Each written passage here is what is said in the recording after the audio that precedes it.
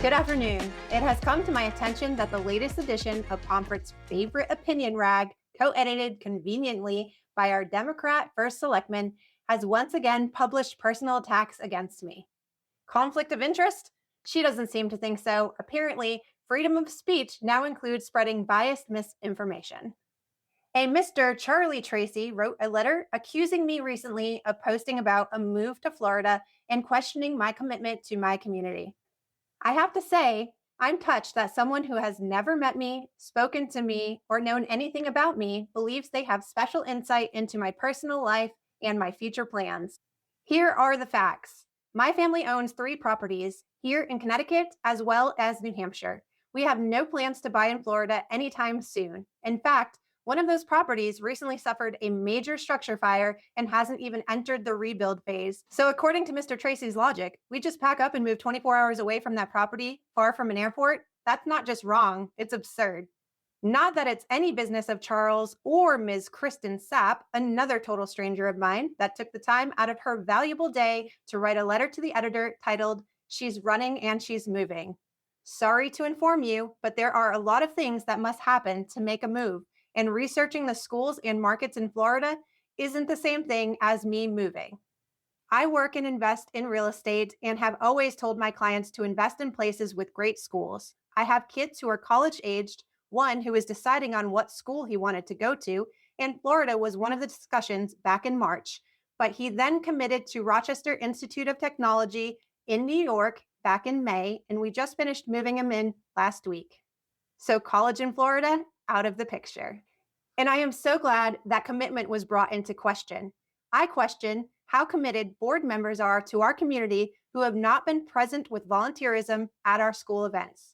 I was glad to hear they stepped it up after I called this out in a previous video, but I do question the intent behind that when ice cream socials were used to pass out pamphlets that I never saw at the 2 ice cream socials we attended for our children in the previous years. And on top of that, to hear they were also talking about running in the election this November at the event, I felt that was a little bit tacky, but I guess I'll just be glad that they're at least taking the steps to be more transparent about meetings and budget with the incoming parents during this election year. It is no secret that I have been extremely involved. Writing a letter to the editor about getting involved with board meetings because you had issues should not be a badge of honor or experience.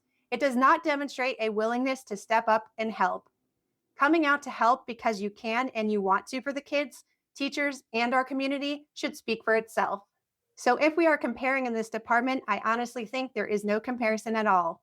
I don't just show up when there are problems. I show up for our kids, period. For the record, my children all attended the same school district from preschool through high school. That was intentional because I believe in community and stability for kids, something I didn't have growing up.